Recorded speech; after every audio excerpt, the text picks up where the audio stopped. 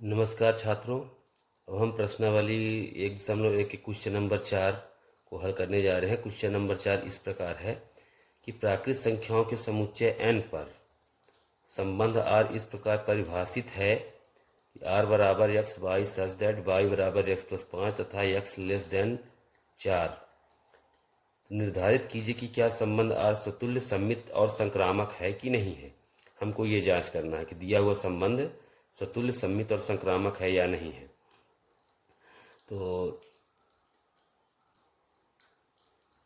हम इसका हल करने जा रहे हैं। तो सबसे पहले दिया गया है प्राकृत संख्याओं के समुच्चय n पर, यानी एक समुच्चय है जो प्राकृत संख्याओं का समुच्चय है, इसलिए n बराबर 1 2 3 4 5 एंड सो ऑन। क्योंकि प्राकृत संख्याएं गिनती की संख्याएं कहा जाता है, एक से लेकर सभी धनात्मक संख्याओं को प्राकृत संख्या कहा जाता है, इसलिए हम सभी संख्याओं को नहीं लिख सकते हैं, इसलिए इसके आगे हमने डॉट डॉट कर दिया है। r हमारा क्या है? r है x comma by such that y बराबर x प्लस 5 तथा x लेस देन 4। हम इसको रोस्टर रूप में अगर लिखें तो हम देखते हैं क्या क्या हमको मिलता है। तो जब हम x बराबर 1 रखें, चूंकि n प्राकृत संख्याएं हैं तो 4 छोटी प्राकृत संख्याओं को रखना है, तो जब हम x बराबर 1 रखेंगे तो y बराबर हमको मिलेगा 6। तो पहला क्रमित युग्म में ये हमको मिल गया। जब x बराबर हम 2 रखेंगे तो y बराबर मिलेगा 7। जब x बराबर 3 रखेंगे तो 3 धन 5 8 मिलेगा। और क्योंकि जो x है 4 से छोटा है तो हम 1 2 3 ही रख पाएंगे, तो हमको ये 3 युग्म क्रमित युग्म मिलते हैं संबंध r में। अब हम देखते हैं कि ये स्वतुल्य है या नहीं है। तो स्वतुल्यता, हम स्वतुल्यता की जांच करते हैं। तो हमने पहले ही इसको बता दिया है कि जो स्वतुल्यता है उसमें जो अवयव है वो खुद से संबंधित होना चाहिए। जैसे कि यदि a बिलोंग्स टू n में हो तो a comma a belongs to r में हो, यानी जो क्रमित युग्म है वो खुद से संबंधित होना चाहिए। तो क्या यहाँ पर कोई 1 1 है, 2 2 है, 3 3 है, इस प्रकार से कोई भी अवयव नहीं है जो दोनों अवयव जिसके x और y दोनों समान हो, ऐसा कोई अवयव हमको नहीं मिलता है या नहीं मिल रहा है।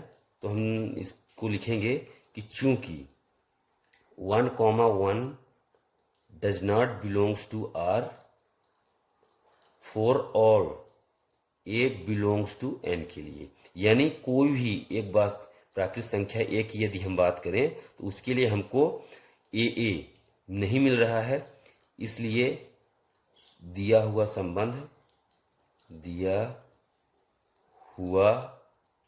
संबंध स्वतुल्य नहीं है, स्वतुल्य नहीं है। हम दूसरे संबंध की बात करते हैं, सममितता। सममितता, तो सममितता के लिए आप जानते हैं कि दो कंडीशन होता है। एक तो ये कि यदि a comma b belongs to r हो, that implies b comma a belongs to r होना चाहिए। इसके लिए हम देखते हैं कि यदि हमारे पास संबंध में 1 6 है तो 6 1 होना चाहिए, पर यहाँ कहीं भी 6 1 नहीं दिख रहा है। उसी प्रकार 2 7 है तो 7 2 भी संबंध में होना चाहिए, वो भी नहीं है। 3 8 है तो 8 3 भी होना चाहिए, तो वो भी नहीं है। यानी ए बी तो है आर में, लेकिन बी ए कहीं भी हमको नहीं दिख रहा है आर में। तो हम लिखेंगे चूंकि 1,6 बिलोंग्स टू आर किंतु 6,1 does not belongs to R, इसी प्रकार 2 7 बिलोंग्स टू आर किंतु 7 2 does not belongs to R, व 3 8 बिलोंग्स टू आर किंतु 8 3 does not belongs to R. तो हम इसको लिखेंगे कि इसलिए दिया हुआ संबंध आर सममित नहीं है, सममित नहीं है। अब हम तीसरे संबंध की बात करते हैं, संक्रामक। तो संक्रामकता, संक्रामकता आप जानते हैं कि संक्रामकता जो है वो तीन अवयवों पर ए बी सी के लिए काम करता है। तीन अवयव होने जरूरी है। तो संक्रामक के लिए क्या होना जरूरी है कि यदि A B belongs to R और B C belongs to R, तब A comma C belongs to R होना चाहिए, तभी दिया हुआ संबंध संक्रामक कहलाएगा। तो हम देखते हैं कि हमारे पास क्या क्या अवयव हैं। तो सबसे पहले हम देखते हैं कि हमारे पास जो संबंध है उसमें एक छः है। अब एक छः है तो छः से प्रारंभ होने वाला कोई और अवयव, कल हमने आपको समझाया था कि यदि A B belongs to R, B C belongs to R, ये दोनों होने आवश्यक है। यदि मान लो कि A B belongs to R, A B संबंध आर में है किंतु B C does not belongs to R, तो यानी कि ए बी और बी से प्रारंभ होने वाला कोई और क्रमित युग्म में यदि संबंध आर में नहीं है तो इस अवस्था में हम ए बी को संक्रामक ही मान लेते हैं। जब ए बी भी संबंध आर में हो और बी सी भी संबंध आर में हो, तब हम ए सी को देखते हैं कि ये संबंध आर में मौजूद है अथवा नहीं है।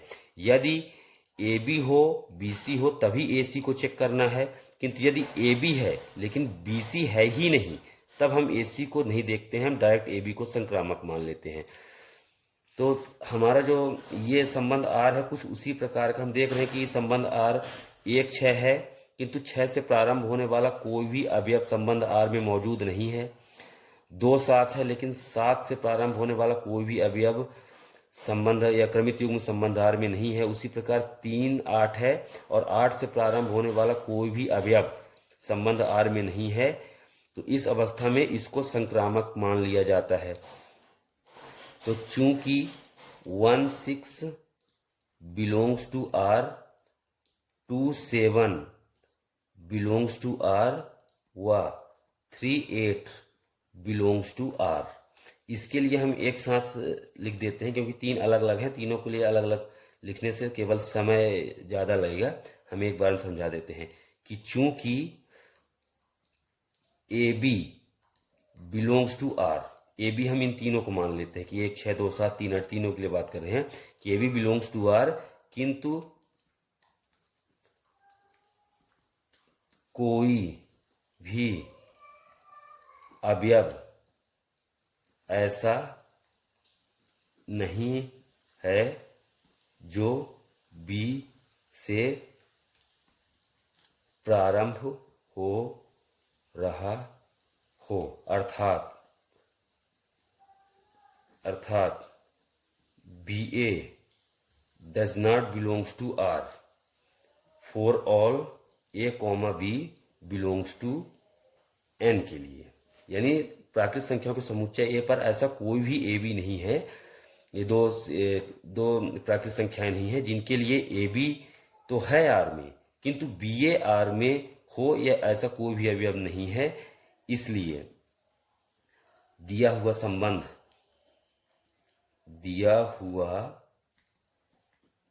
संबंध आर संक्रामक है। अब हम क्वेश्चन नंबर 5 की बात करेंगे। क्वेश्चन नंबर 5 कह रहा है सिद्ध कीजिए कि वास्तविक संख्याओं के समुच्चय आर में आर बराबर A B such that A less than and equal B square द्वारा परिभाषित संबंध आर ना तो स्वतुल्य है, ना सम्मित है और ना ही संक्रामक है। इस क्वेश्चन में हमको सिद्ध करना है कि यह जो संबंध है ना तो स्वतुल्य है, ना सम्मित है और ना ही संक्रामक है। तो हम इसका सॉल्यूशन स्टार्ट करते हैं। हल, सबसे पहले जो ये आर है ये वास्तविक संख्याओं का समुच्चय है, तो आर बराबर वास्तविक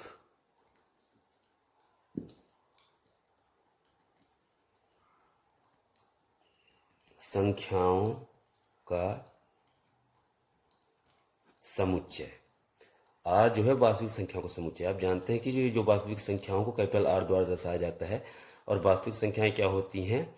वे संख्या जिनमें परिमेय और अपरिमेय सभी प्रकार की संख्याएं आ जाएं, वो सब वास्तविक संख्याएं होती हैं। वास्तविक संख्याओं में हम दशमलव संख्या, रूट वाली संख्या, भिन्न वाली संख्या और पूर्णांक संख्या, प्राकृत संख्या, पूर्ण संख्या, सभी प्रकार की संख्याओं को सम्मिलित करते हैं।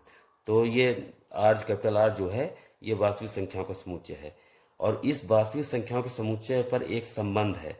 संबंध कैसा है कि A B such that A less than equal B square, यानी संबंध आर में जो क्रमित युग्म होंगे उनमें जो पहला संबंध है और पहला अवयव दूसरे अवयव में इस प्रकार का संबंध होना चाहिए, यानी कि पहला अवयव दूसरे अवयव के वर्ग से या तो छोटा होना चाहिए या बराबर होना चाहिए। अब इसके लिए हम देखते हैं कंडीशन तीनों। पहले सममितता को चेक करते हैं। तो सममितता हम एक्चुअल में हमको चेक नहीं करना है, हमको सिद्ध करना है कि सम्मित नहीं है। देखते हैं कि सबसे पहले हम कुछ एग्जाम्पल ले लेते हैं कि चूंकि जैसे अब देखेंगे कि अगर हम कोई संख्या लें तो 2 और 2 हम ले लेते हैं, क्योंकि जो सतुल्यता है वो खुद से रिलेट होना चाहिए। तो जो 2 ये हो गया 2, ए को हम 2 माने, बी को भी हम 2 ही मानेंगे। तो जो 2 का स्क्वायर है यानी कि 4, उससे या तो ये छोटा होना चाहिए बराबर होना चाहिए। तो हम देख रहे हैं कि ये कंडीशन तो फिट बैठ रही है, यानी कि 2 जो है खुद के वर्ग से सदैव छोटा ही होगा। तो ये तो ठीक है, पर क्या ये सभी संख्याओं के लिए सत्य है? तो ये सभी संख्याओं के लिए सत्य नहीं होगा, क्योंकि जो भिन्न वाली संख्या है उनके लिए ये सटीक नहीं बैठता है। जैसे कि 1/2 लेस देन 1/2 का होल स्क्वायर, ये सत्य नहीं है। क्यों नहीं है? क्योंकि हम देखते हैं कि जो 1/2 है और 1/2 का जो वर्ग है ये 4 होता है। तो 1/2 क्या 1/4 से छोटा है, छोटा या बराबर है? तो हम देखते हैं कि ये असत्य की कंडीशन है, क्योंकि किसी भी भिन्न संख्या का यदि हर बड़ा होगा तो संख्या छोटी हो जाएगी, यानी जितना बड़ा हर होगा उतनी छोटी संख्या। तो 1/2 में और 1/4 में जो 4 है वो छोटी संख्या होगी, क्योंकि इसका जो हर है ये बड़ा है। तो हम देख रहे हैं कि ये कंडीशन सतुल्यता के लिए, जबकि होना क्या चाहिए कि पहली संख्या, ठीक है, दूसरी संख्या के वर्ग से छोटी होनी चाहिए। और सतुल्यता में खुद से रिलेशन निकाला जाता है, इसलिए 1/2 के वर्ग से छोटा होना चाहिए, पर ये ऐसा है नहीं, यानी कि असत्य है। तो इसको हम लिखेंगे, तो चूंकि A belongs to capital R, capital R से तात्पर्य है संबंध आर, यानी कोई अवयव ए है जो संबंध आर, सॉरी, वास्तविक संख्या के समुच्चय आर में है, तब A, does not belongs to R. अतः दिया हुआ संबंध आर स्वतुल्य नहीं है। अब हम नंबर 2 की बात करेंगे। पहला तो हमारा सिद्ध हो गया सममितता।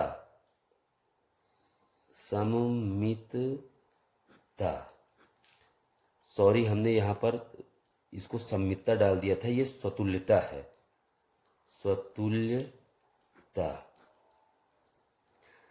तो सम्मितता की हम बात करें, सम्मितता दो अवयवों के लिए काम करता है। तो माना A B belongs to capital R, यहाँ पर ये वास्तविक संख्याओं की बात हो रही है। तो यदि वास्तविक संख्या में ए और बी 2 अवयव हों, तब A B belongs to R व B A belongs to R होना चाहिए,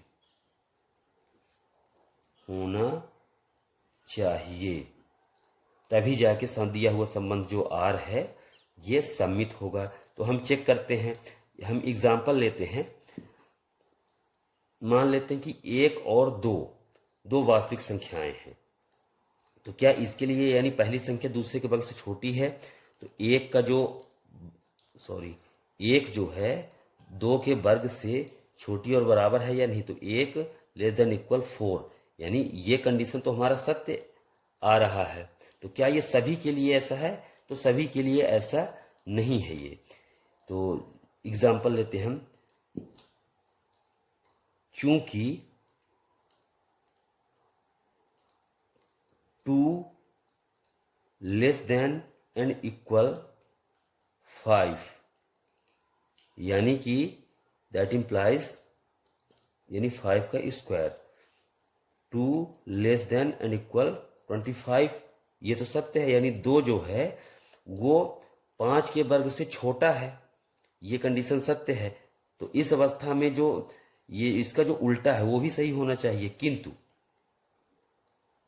किंतु जो 5 है ये less than equal, does not less than equal 2 का स्क्वायर, क्योंकि दैट इम्प्लाइज 5 जो है, अब यहाँ पर देखिए 2 और 5 की हम बात करें, संबंध हमारा कैसा है कि पहला वाला जो अवयव है वो दूसरे वाले अवयव के वर्ग से छोटा होना चाहिए, बराबर होना चाहिए। तो हम ले लेते हैं कुछ, यानी कि कुछ वास्तविक संख्याओं के लिए तो सत्य होगा, पर ये सभी वास्तविक संख्याओं के लिए सत्य होना चाहिए, तभी जाके सम्मित कहलाएगा। तो अगर हम 2 ऐसी संख्या लेते हैं जैसे कि 2 और 5, तो 2 में हम देखते हैं कि 2 और 5 की अगर हम देखें 2 और 5 को, तो 2 जो है वो दूसरे, यानी 2 जो है दूसरे के वर्ग से, यानी कि 25 से छोटा है, पर इसका अपोजिट भी होना चाहिए। जैसे कि ये हो गया, तो 5 का जो वर्ग है, 5 जो है वो 2 के वर्ग से छोटा होना चाहिए, पर 5 जो है वो 2 के वर्ग यानी 4 से छोटा नहीं है। तो हम कह सकते हैं, तो इसलिए A B belongs to R, किंतु B A does not belongs to R for all A comma B belongs to R के लिए। यहाँ पर जो आर है ये वास्तविक संख्याओं के समुच्चय को दर्शा रहा है। तो हम क्या कह रहे हैं? हम ये कह रहे हैं कि प्रत्येक वास्तविक आर जो है वास्तविक संख्याओं का समुच्चय है, और ए बी क्या है?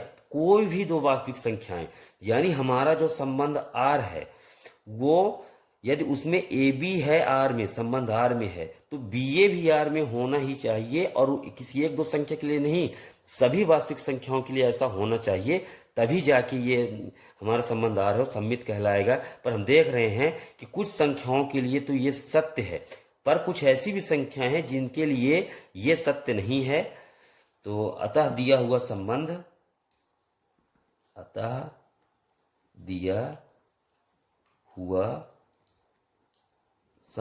आर सममित नहीं है। अब हम तीसरे पार्ट यानी संक्रामकता की जांच करेंगे और सिद्ध करेंगे कि ये संबंध संक्रामक भी नहीं है। उसके लिए हमें क्या होना चाहिए कि यदि ए कॉमा बी कॉमा सी वास्तविक संख्याओं के समुच्चय आर में मौजूद कोई भी 3 अवयव हों, तब A B belongs to R होना चाहिए, B C belongs to R होना चाहिए, एवं A C belongs to R होना चाहिए। यदि ए बी सी वास्तविक संख्या समुच्चय आर में कोई भी 3 अवयव हों, तो ए बी हमको आर में मिलना चाहिए, बी सी आर में मिलना चाहिए, व ए सी भी आर में मिलना चाहिए। एग्जाम्पल के तौर पर हम इसमें एग्जाम्पल लेते हैं, जैसे कि 1 2 3 3 वास्तविक संख्याएं हैं। तो इसके लिए जो संबंध लेस देन और इक्वल, यानी A less than equal B square जो हमारा संबंध, यानी पहला अवयव दूसरे अवयव के वर्ग से छोटा होना चाहिए, बराबर होना चाहिए। तो हम देखते हैं कि जो पहला अवयव 1 है वो दूसरे अवयव के वर्ग यानी 4 से छोटा है, ये सत्य है। फिर दूसरा अवयव जो है तीसरे अवयव यानी बी सी, ये ए बी हो गया, ये बी सी हो गया, तो दूसरा जो अवयव है तीसरे अवयव के वर्ग से छोटा है, ये भी सत्य है। तो पहला वाला जो अवयव है वो तीसरे वाले यानी ए सी के लिए भी सत्य होना चाहिए, यानी जो पहला अवयव है वो तीसरे वाले वर्ग तीसरे वाले अवयव के वर्ग से छोटा होना चाहिए। तो ये यहाँ पर 1, 2, 3 के लिए दिया हुआ संबंध संक्रामक है, किंतु यहाँ पर केवल इन 3 अवयवों की बात नहीं हो रही है, हम प्रत्येक वास्तविक संख्या के लिए बात करें कि ये जो संबंध है प्रत्येक वास्तविक संख्या के लिए सत्य होना चाहिए। तो इस अवस्था में देखते हैं कि क्या हमारे पास कुछ ऐसी भी संख्याएं हैं जिसके लिए यह संबंध संक्रामक ना हो। तो हम देखते हैं कि हम लेते हैं चूंकि एग्जाम्पल 2, -2 और -1 ये बिलोंग्स टू वास्तविक संख्याओं के समुच्चय R में 3 अवयव हैं, 2, -2 और -1। तो इसमें हम चेक करते हैं कि क्या क्या हमको मिलता है। तो पहला इसको हम मानते हैं ये A, ये B और ये C हम मानकर चलते हैं। तो पहला 2 दूसरे वाले के अवयव से छोटा होना चाहिए, तो दूसरे वाले अवयव के वर्ग से छोटा होना चाहिए, तो ये सत्य है, यानी 2, 4 छोटा होगा। फिर BC चेक करें तो BC यानी कि -2 तीसरे वाले अवयव के वर्ग से छोटा होना चाहिए। तो -1 का वर्ग तो +1 होगा, तो -2 तो +1 से छोटी ही है। अब तीसरे के लिए चेक करें तो 2 तीसरा यानी C यानी -1 इसके वर्ग से, तो -1 का वर्ग है 1, तो इसके लिए तो क्यों ये असत्य हो गया, क्योंकि जो 2 है वो 1 से तो छोटा नहीं है। तो ये जो कंडीशन है ये फेल कर गई। तो हम यानी कि हम देख रहे हैं कि इस 2, -2, -1 के लिए दिया हुआ संबंध R संक्रामक नहीं है, जबकि होना तो प्रत्येक वास्तविक संख्या के लिए इसको संक्रामक चाहिए, तो नहीं है। तो हम इसको लिखेंगे चूंकि AB belongs to R, BC belongs to R, किंतु AC does not belongs to R for all, इसका मतलब होता है सभी वास्तविक संख्याओं के लिए, ठीक है। For all A, B, C belongs to R यानी कि वास्तविक संख्याओं के समुच्चय। ये जो R हैं ये संबंध को दर्शा रहे हैं, और ये R जो है वास्तविक संख्या, यानी वास्तविक संख्याओं में ABC 3 ऐसी वास्तविक संख्याओं, यानी प्रत्येक 3 वास्तविक संख्याओं के लिए ये जो संबंध R है ये क्या है, संक्रामक नहीं है। यानी AB मिल रहा है, BC मिल रहा है, किंतु AC नहीं मिल रहा है। जैसे कि हमने यहाँ पर बताया कि AB सत्य है, BC भी सत्य है, किंतु AC जो है ये असत्य है। तो अतः दिया हुआ संबंध, अतः दिया हुआ संबंध संक्रामक नहीं है। प्रूव्ड, यानी हमने सिद्ध कर दिया कि जो दिया हुआ संबंध वास्तविक संख्याओं के समुच्चय R पर एक संबंध R है, लेस देन एंड इक्वल का जो संबंध है वो ना तो सतुल्य है, ना सम्मित है, और ना ही संक्रामक है। क्वेश्चन नंबर 6 पर हम चलते हैं। किसी विशेष समय पर किसी नगर के निवासियों के समुच्चय में निम्नलिखित संबंध R है। इसमें 2 संबंध दिए हुए हैं। समुच्चय क्या है, समुच्चय है किसी नगर के निवासियों का समुच्चय, यानी कि कोई नगर है जिसमें रहने वाले समस्त लोगों का समुच्चय दिया हुआ है। अब उसमें संबंध 2 संबंध दिए हुए हैं, तो हम पहले संबंध की बात करते हैं। A बराबर, या समुच्चय में ना लिख करके, नगर में रहने वाले लोगों का समुच्चय, यानी जो समुच्चय ए है नगर में रहने वाले लोगों या निवासियों का समुच्चय है। और आर बराबर, आर क्या दिया हुआ, पहले संबंध की बात कर रहे हैं, तो आर पर हम पहले संबंध को दर्शाएंगे। और क्वेश्चन है निर्धारित कीजिए कि क्या उक्त संबंधों में से प्रत्येक स्वतुल्य, सम्मित तथा संक्रामक है। यानी दोनों संबंध दिए हुए हैं, तो क्या दोनों संबंध स्वतुल्य हैं, सम्मित और संक्रामक है, ये हमको जांच करनी है। या फिर केवल स्वतुल्य है, सम्मित संक्रामक नहीं है, या सम्मित है स्वतुल्य संक्रामक नहीं है, या जो भी है हम देख लेते हैं। तो आर, तो x by such that x तथा बाई एक ही स्थान पर कार्य करते हैं। ये पहला संबंध दिया हुआ है। इसके लिए हमको स्वतुल्यता, सम्मितता और संक्रामकता की जांच करनी है। तो हम पहले स्वतुल्यता की जांच करते हैं।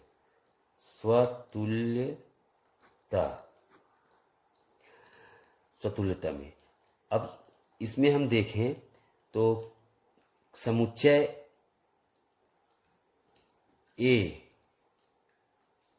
में किसी व्यक्ति मान लो वह व्यक्ति यक्स है, किसी व्यक्ति यक्स के लिए, क्योंकि संबंध क्या है, यक्स और वाई दो व्यक्ति हैं, एक व्यक्ति का नाम है यक्स, दूसरे व्यक्ति का नाम है वाई। ये नगर में रहने वाले किन्हीं दो व्यक्तियों की ये नाम यक्स और वाई हो सकते हैं। अब यह है कि यक्स तथा वाई एक ही स्थान पर कार्य करते हैं, ये आपको दिखाना है। इसके लिए आपको संबंध को स्वतुल्य, सम्मित और संक्रामक की जांच करनी है। तो मान लेते समुच्चय ए में किसी व्यक्ति यक्स के लिए हम क्या कह सकते हैं, हम ये कह सकते हैं कि यक्स और यक्स एक ही स्थान पर कार्य करते हैं। कैसे काम करते हैं? अब देखिए, जो स्वतुल्यता होता है वो खुद के साथ रिलेशन करता है, यानी उसमें यक्स वाई नहीं रहता। यक्स और वाई तो दो अलग अलग व्यक्ति हो गए, और स्वतुल्यता में यक्स और यक्स होता है, यानी खुद से संबंध स्थापित किया जाता है।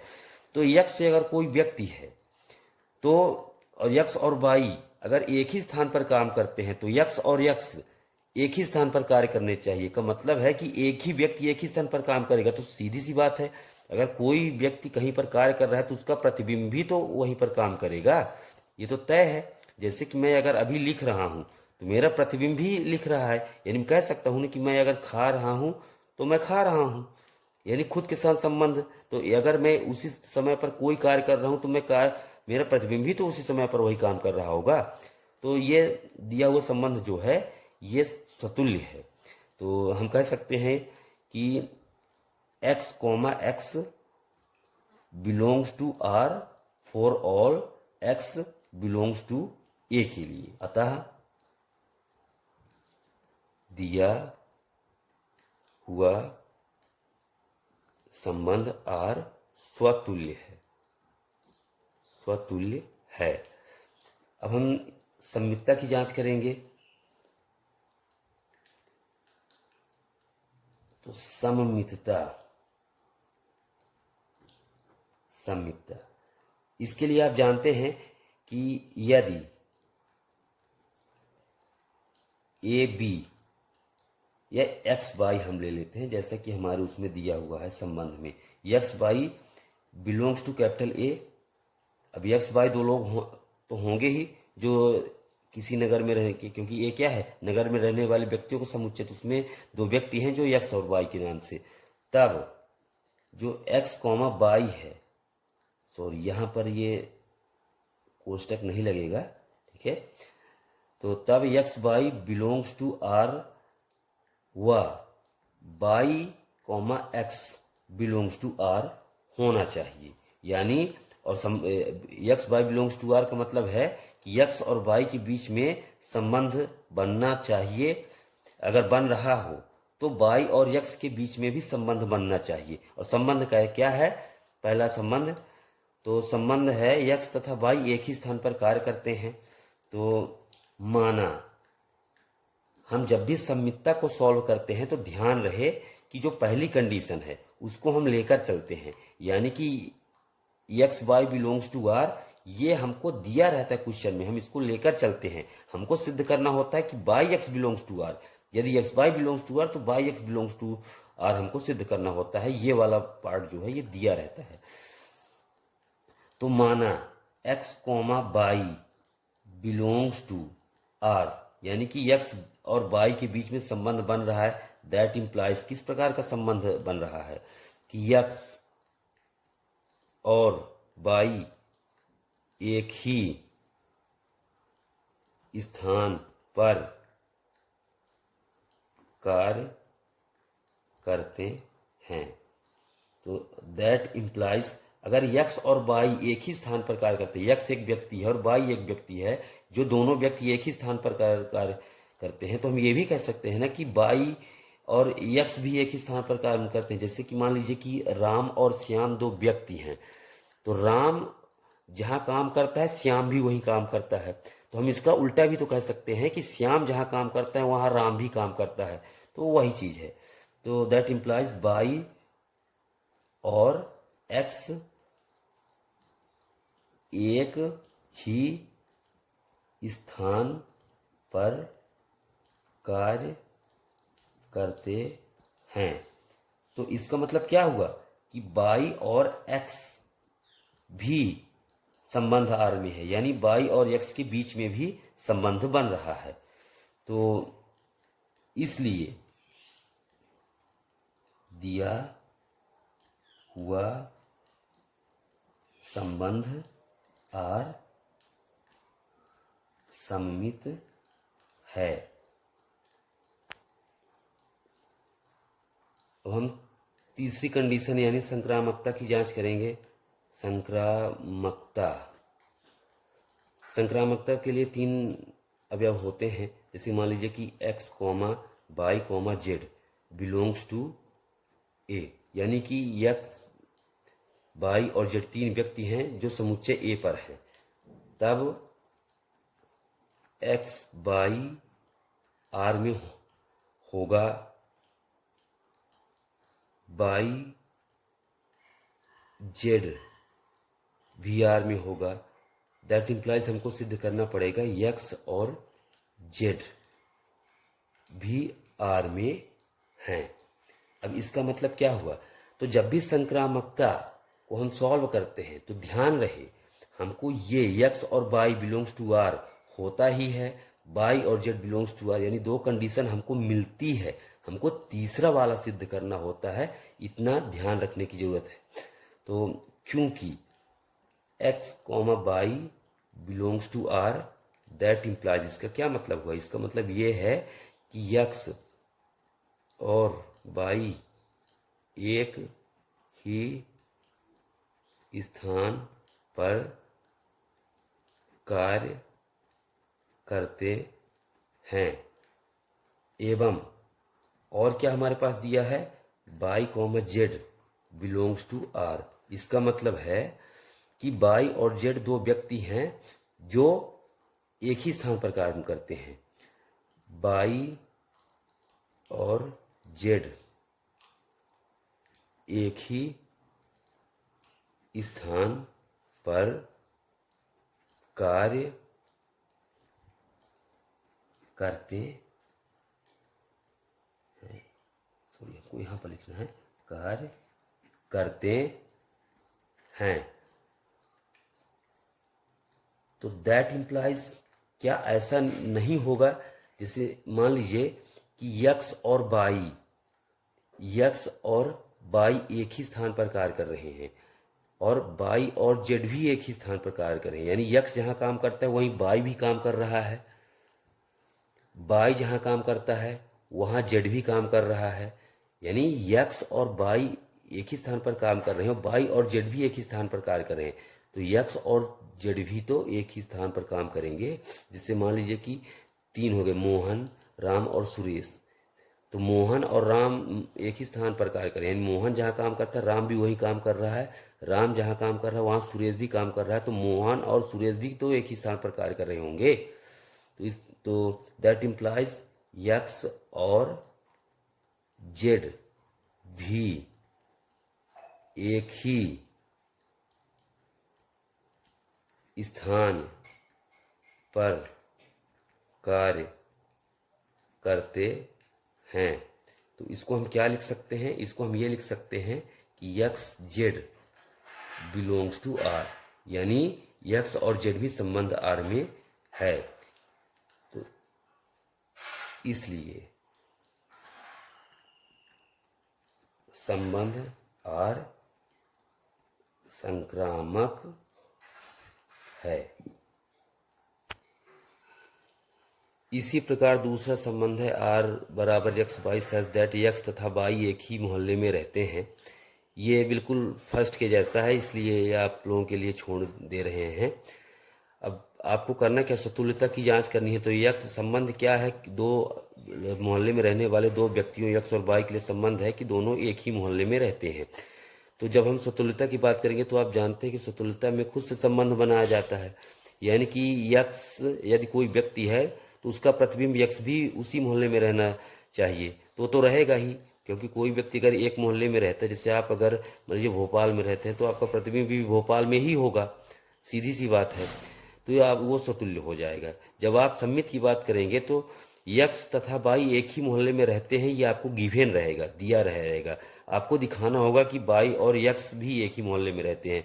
तो आपको क्या करना है, यक्स और बाई एक ही मोहल्ले में रहते हैं, यानी X Y belongs to R. तो अगर यदि यक्स और बाई एक ही मोहल्ले में रहते हैं तो बाई और यक्स भी एक ही मोहल्ले में रहेंगे, सीधी सी बात है। कि क्योंकि राम श्याम के मोहल्ले में रहता है तो श्याम भी तो राम के मोहल्ले में रहेगा। तो आपको बस दिखा देना है कि Y X belongs to R, तो वो सम्मित हो जाएगा।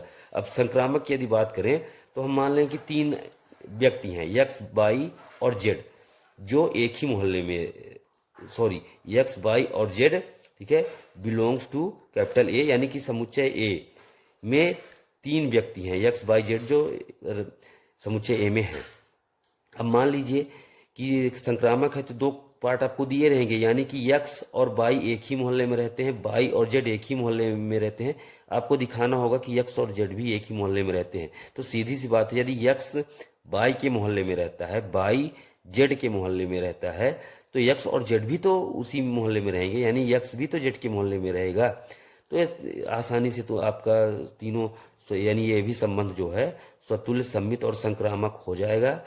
स्वतुल्य, सम्मित और संक्रामक आराम से आप इसको सिद्ध कर सकते हैं। आप घर में इसको आराम से कर लीजिएगा।